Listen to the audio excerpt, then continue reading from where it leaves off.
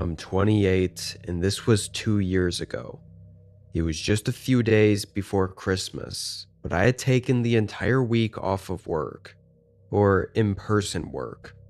At my job, we could essentially schedule when we'd actually come into the office, and I'd managed to have enough remote days racked up to be able to work from home this whole week. I knew there was supposed to be a big winter storm hitting the town around this week, and with the holiday and everything, I just wanted to stay home and have some more chill work days. Our company navigated remote work by basically just saying we had to get our work done by its deadline, and aside from that, it was up to us how we wanted to go about it. There were a few more rules and stuff, but this meant I could really work whatever schedule I wanted. I always preferred sleeping in and working late into the night. This day, I started work around noon. The first several hours were slow and calm, I guess.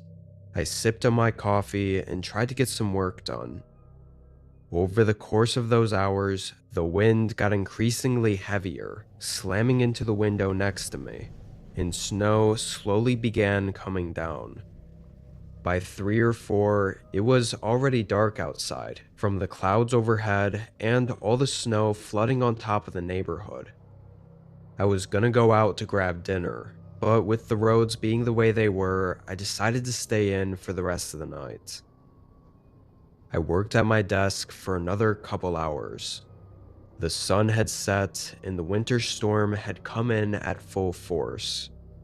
I left the window shades open so I could watch the snow fall from my desk, but out of nowhere, a light flickered outside. I looked over and saw a thin beam of light moving around. It was for sure a flashlight. I leaned back from my desk and looked at the window for maybe 10 seconds, watching the flashlight move around outside the window, before getting curious enough to get up and walk over to the window to see what was going on. I mean, it had to be freezing cold.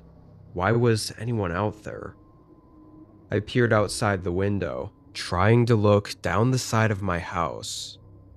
I spotted the light, but before I could trace it back to whoever was shining it, it turned off. Or maybe went behind something. I couldn't tell.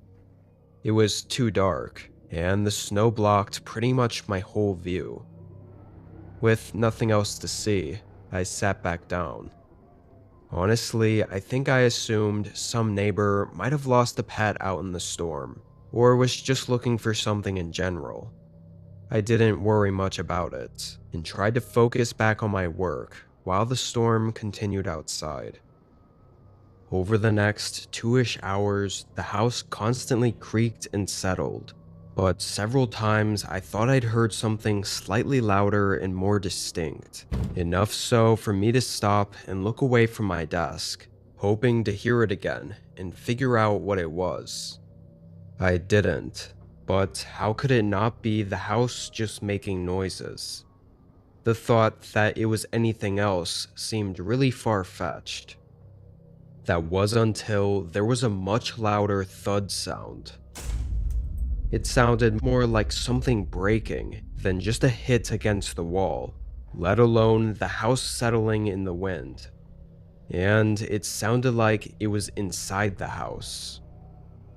I got up from my desk and walked into the hallway, hearing nothing and then moving downstairs. Everything looked and sounded normal. Not that I could hear too much over the heavy winds, but there weren't any more loud thuds. Honestly, I wasn't scared enough to do a full-on search through every section of the house, not without any other noises or anything. So I started to head back up to my office, making it nearly to the top of the steps, when suddenly there was a click sound and the whole house went dark. The power cut out. I froze in place for a second. The entire house was pitch black. With the snowstorm outside, no light was even coming in through the windows. I couldn't even see my own hands in front of my face. I thought the storm had to have messed with the power, or maybe tripped the breaker. I began slowly moving back down the stairs, feeling for every step as I carefully and blindly made my way down to the lower hallway. The basement door, which led to the breaker box, was at the far end of this hallway, so I started following the wall, tracing my hand against it to keep myself going the right way. When I started to hear something, I stopped walking. It was something moving, sort of muffled, and from behind the basement door. It got closer and closer until suddenly there was the quiet creak of the basement door opening. I could feel my eyes get wider as I stared down the darkness-filled hallway. I took one step back and quietly slipped through the open bathroom door that was right next to me. I still couldn't see, and I felt like closing the door would give me away, so I left it open. Slow, quiet footsteps began walking down the hallway. I was holding my breath, trying not to make a sound. The footsteps came closer and closer until I felt they were just outside the bathroom I was in. Then the footsteps passed right by the open doorway. I never even saw them, walking just 2 or 3 feet from me. That's how incredibly dark it was.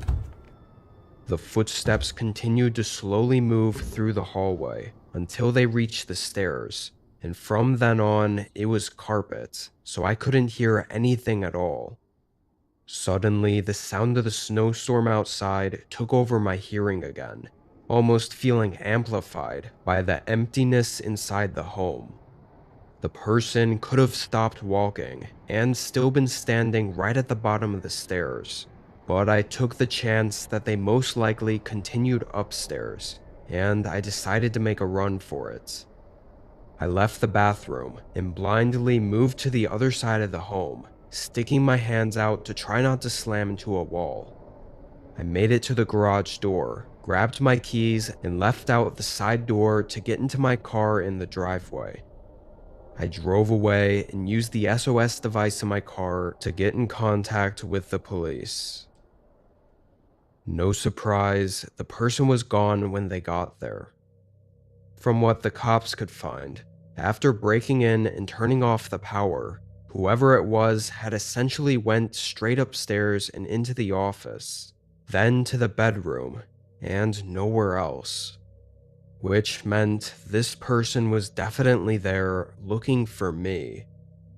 What's really unsettling is the person most likely knew me and knew the layout of my house enough to walk perfectly straight through it in the dark and to go straight upstairs to my office where they knew I'd be.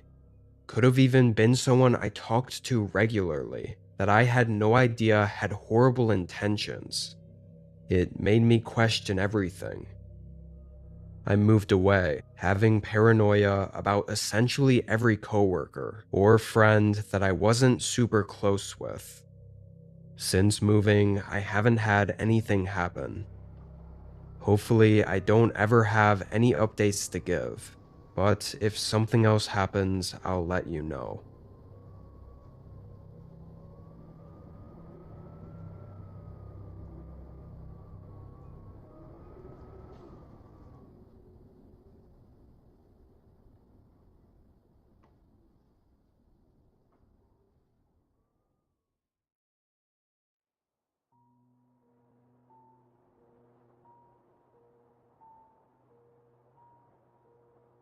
I'd been driving since early morning, trying to make it from Minneapolis to my sister's place in Montana before the weekend.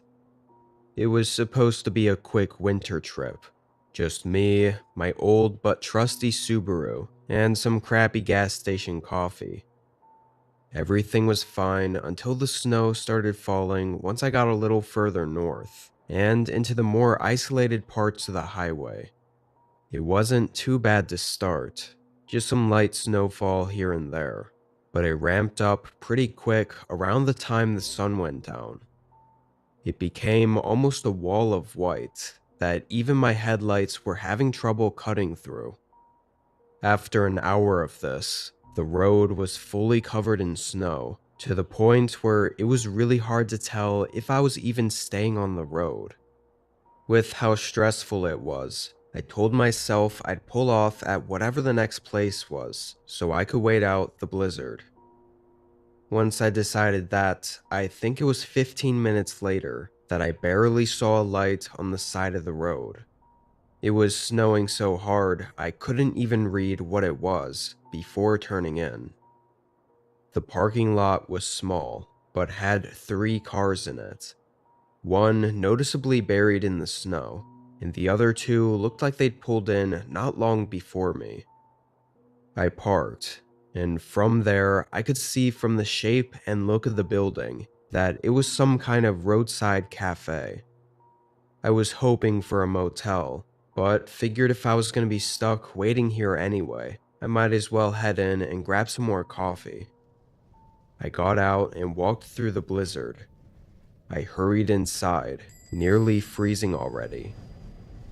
This definitely wasn't the kind of place I was used to, or ever been to before, being a city person, so I felt very out of place. It was a very small, old-fashioned cafe with a bar near the front. 2 men were sitting there with coffee, and 1 woman working behind the counter. When I opened the door, though, it was very quiet inside. None of them were talking or anything. However, they all looked over at me and greeted me right away. Felt like I walked in during an awkward silence or something. I thought I was just overthinking it though. I sat next to the men. Turned out both the guys had the same idea as me, pulling in to escape the blizzard. I ordered a coffee from the woman working there and took the mug over to a seat by the front window, watching the snow continue coming down outside and covering our cars. I also had a weird feeling about one of the men over at the bar. He was older, maybe 50, and the best way I could describe him is that he looked half dead. I don't know if it was from the weather or boredom, or if he was just having a bad day. Strangely, after I left and sat at the window, all the conversation stopped again, and the place was quiet, just like it had been when I first walked in. We all sort of sat there in silence for a few minutes, before suddenly one of the men got up and said something about trying to reach his nearby cabin before the roads get closed. Nobody else said anything. I watched him through the window, walking out to his car and getting in. He sat inside there for a minute, probably waiting for it to warm up. Then the other guy also got up and, without saying anything, left the cafe. I moved from the window back to the bar, immediately asking the worker what was up with those guys. She shrugged, saying they pulled in around the same time and looked like they were arguing in the parking lot before coming inside. From there, they didn't say much of anything. Figured it was just road rage or something like that. I stayed at the bar for a while, talking to her about the blizzard and just a bunch of small talk. Over those 30 minutes, nobody else walked into the cafe. Eventually, I made my way back to the window to check on the snow and see if it had settled a bit. That's when I saw both of the men's cars still there. However, neither of them were inside the cars or outside the cars. They were just gone.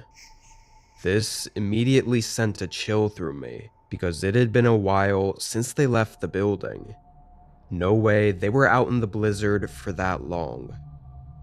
I went over to the front door for a closer look, then decided to take a few steps out and look around. The sharp cold instantly hit my face, and the snow, while not as bad as before, still made it difficult to see. Aside from the harsh winds, it was quiet out there. No signs of either of the men. It actually gave me a really uneasy feeling, to the point where I wanted to leave. I dragged my legs through the snow to my car. Plan was to turn it on and let it warm up while I waited back inside before leaving. But it wouldn't start. Not like it was struggling to start, though. It wouldn't even turn on in the slightest, or make any sounds when I turned the key. It had only been maybe 40 minutes since I'd arrived at the cafe, and my car hadn't had a single issue before this night. My gut knew one of the men had something to do with this. I know maybe at this point that sounds crazy, like I was being over skeptical from the jump, but I just knew it somehow. And then, as I sat in the seat, still trying to get it to turn on, I saw someone. One of the men walking out of the woods behind the cafe. He wasn't much more than a dark figure covered by the darkness and the blizzard of snowfall, but he was heading back toward the cars. I quickly got out and rushed inside, turning the lock on the front door. The woman asked me why I did that and what was going on, to which I quickly explained and told her to call 911. She seemed unsure, but did it anyway. A minute later, the man showed up at the door. He tried to walk in, pressing on the door. When he realized it was locked, he made eye contact with me through the glass and banged on the door. His eyes were bloodshot, and his face was pale, but he still had that half-dead look. Through our eye contact, and the door being locked, I think he knew that I was onto him, or whatever the hell it was that was going on. He didn't stay more than 10 seconds before running to his car. When the cops made it, only 3 cars were in the parking lot. Mine, the woman's, and the other man's. The creepy guy made it out. Unfortunately, this night didn't end on the typical he got away before anything happened. The officers followed some faint tracks in the snow into the woods behind the cafe and found the body of the other guy. None of his things were missing though. It looked like it was just an act of violence.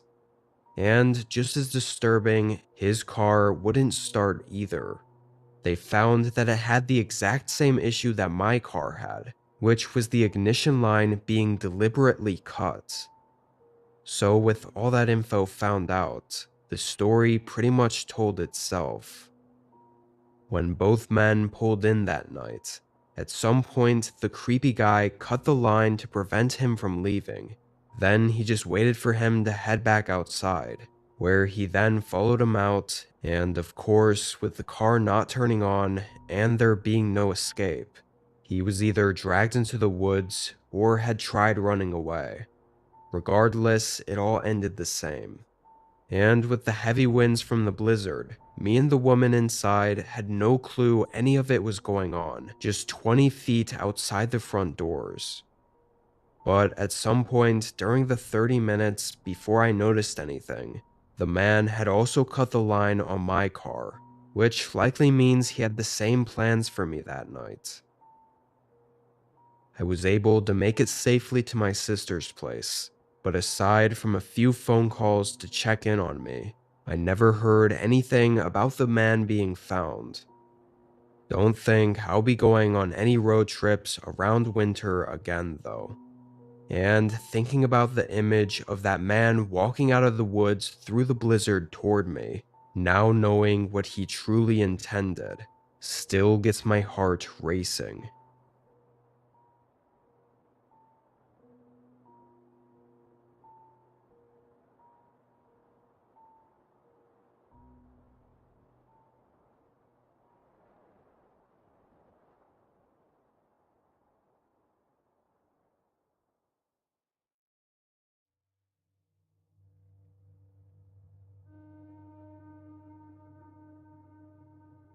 This was around Christmas time last year. I think between Christmas and New Year's. I was back in my hometown for winter break from college, but I still had bills and stuff. So when I wasn't busy with family, I did some door dashing. It was snowing this night, but not enough to pack the roads to the point it was dangerous to drive. But it was enough for most people to not want to leave their houses to get food. So nights like these were great for making decent money. Orders were going fine up until 10.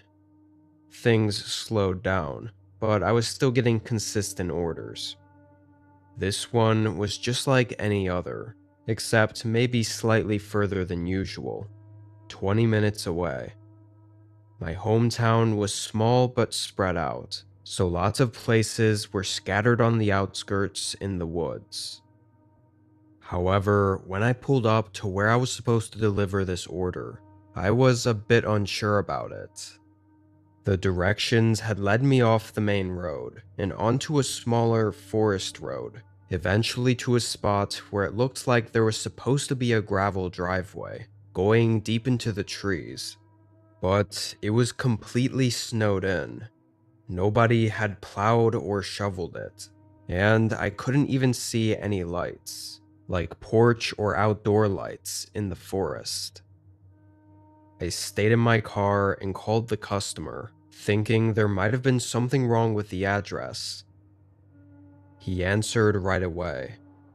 The man sounded like he was mid-30s and a heavy smoker, with that deep, raspy voice.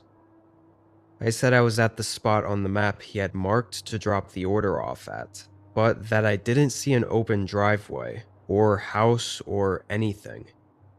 The guy said it was probably covered in snow. The way he said it was like it should have been obvious. I responded, saying I think I see where the driveway is supposed to be, but that I wasn't comfortable driving my car through it. He then gave some snarky answer about this was why he ordered delivery, and if I wasn't going to deliver it, then what the hell was the point? I didn't totally agree with that, and it seemed like a really douchey response. But in the moment, I guess I just folded and said okay. I didn't want him to cancel the order or give me a negative review, especially not after I'd already driven all the way out here.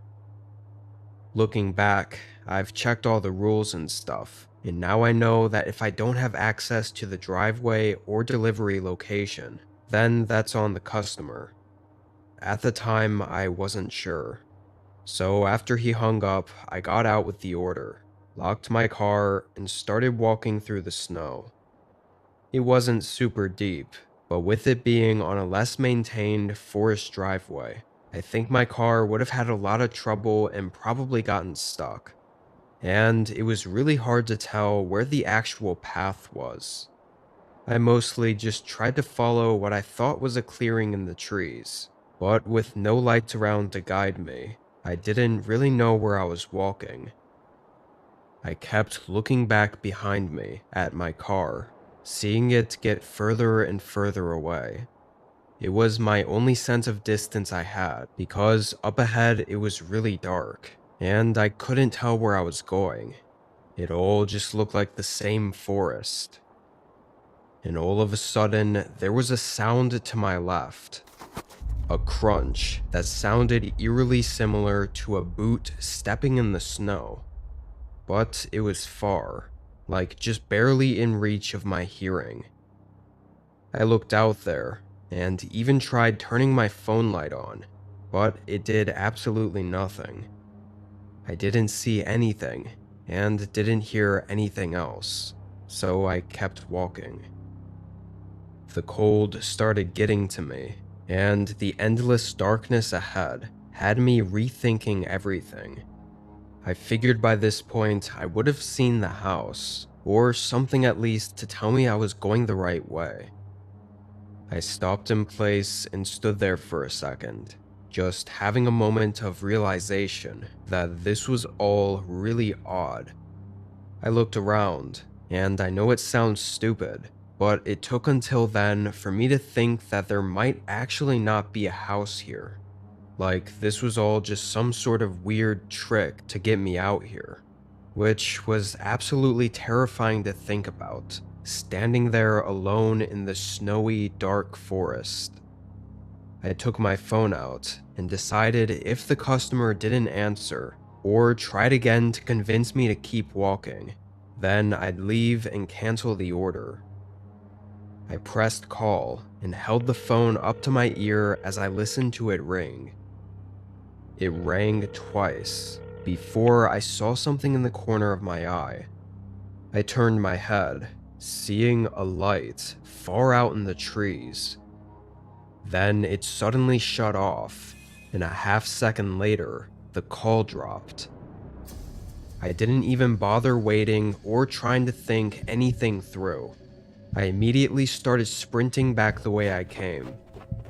The crunching snow beneath me covered whatever sounds could have been coming from behind me, like if the guy was chasing me or not. Probably made it even more terrifying, not knowing what was behind me. I ran all the way to my car, and before I even made it up to the door, I saw something was wrong. It was leaning on one side, which led my eyes to one of the tires being flattened. He had slashed it. I got in and started it anyway, driving out of there. I called the police on my way out, but aside from some questioning, they were kind of useless and really didn't seem to take the whole thing that seriously. To me, I think it's pretty clear that the guy was leading me out into the woods for a reason, and even went as far as to slash the tires on my car to either keep me there or keep me from leaving. I don't know what I would have found had I kept walking into those woods, or what would have happened.